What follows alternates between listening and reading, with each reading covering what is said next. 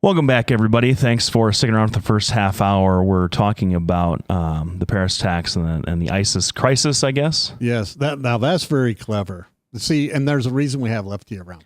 Every once in a while, I string two words together. Yes, two of them that rhyme. Mm-hmm. Now, one of the things, I got a couple of text messages. How do you spell Yoli?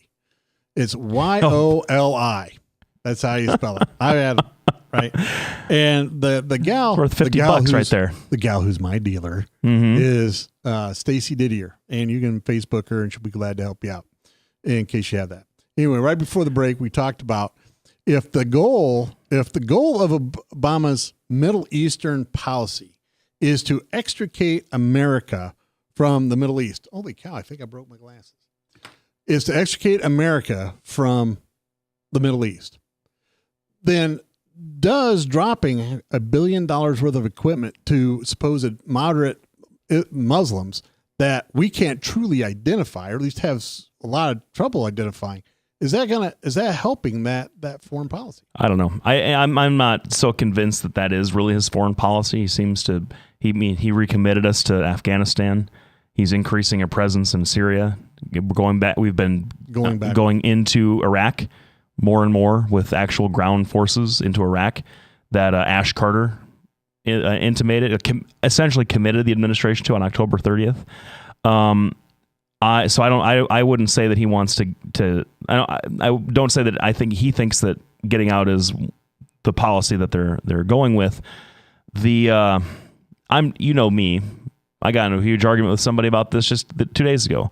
I'm never going to support personally ramping up armed conflict of any kind. But no, I don't. I don't think it'll work. I don't think it'll work for a couple of reasons. One, historically, we've been fighting in this region or supporting people who are fighting this region for years. The hottest being, starting around 2001 up until now. Afghanistan is now our longest war by a few years at this point. And what we do is the minute we knock out one of these groups, Al-Qaeda has been degraded to a certain degree, at least in comparison to other stuff that's going on. Boko Haram pops up. The Nusra Front pops up. ISIS pops up. Hezbollah is ascendant. The more that we struggle, the more we use military force to go in and try and clear some of this out, it feels like we're creating more and more people to take their place. Because we feed into the narrative that folks like ISIS and Al-Qaeda have been preaching this entire time, which is we are in an existential, apocalyptic struggle with the West. Here comes America. They are the great Satan that we're fighting against. Come rally to the cause of jihad. And first of all, aside from it making you tired, you wonder how much longer can we continue to commit military forces, military equipment, military support for this kind of conflict when these are the results that we've been getting for at least the last 15 years. Well, and absolutely. Now, I agree with that. These people have been fighting each other since the Romans.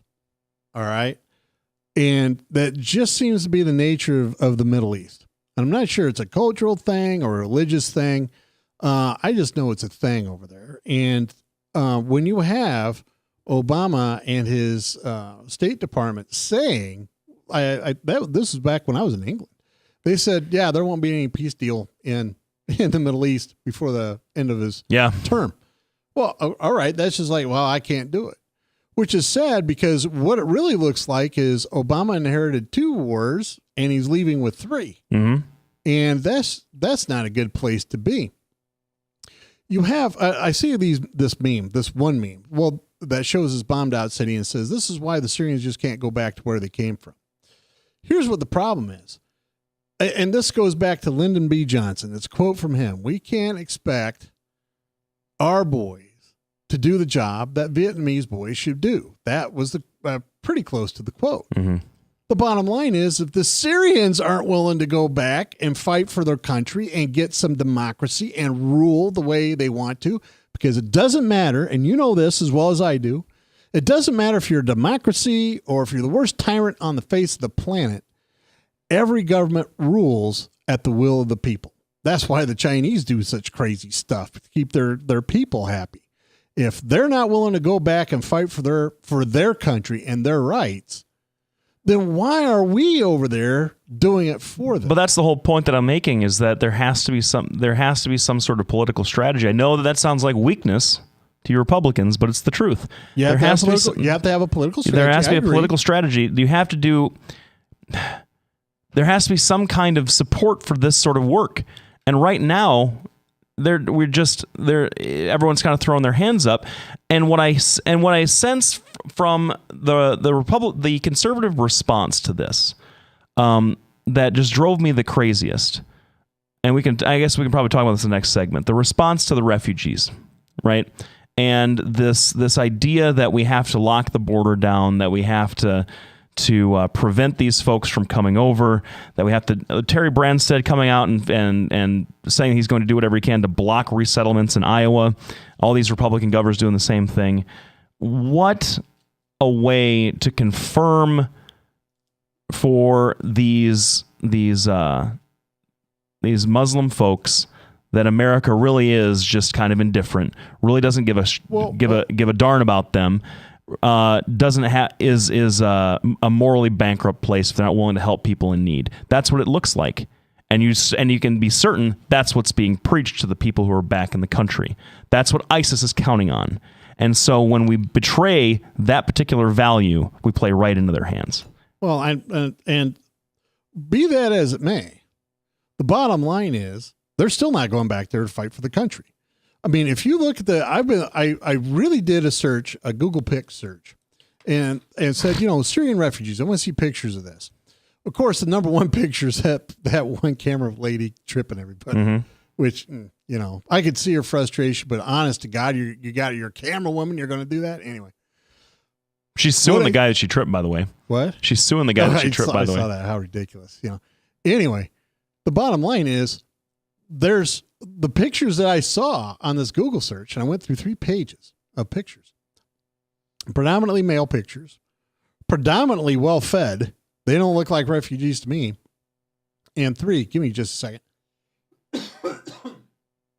All of them predominantly young. There weren't a lot of fathers in this. So you have to stop and go, well, hold on. I understand we have refugees from Syria, and we should be doing something.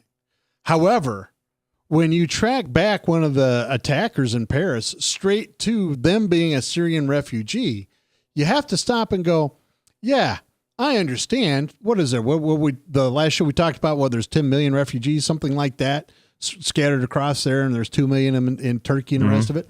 And you have one out of that 10 million do something. Well, I'm going to reverse what I always hear from the left. If it saves just one person, right? Well, if it saves just 129 people, maybe we should turn that funnel around, make sure there's a way to screen all these people coming by instead of just Germany, who has really changed its tune in the last month from just pontificating from on high. There is, though. And we'll get into that in the next segment. That's right.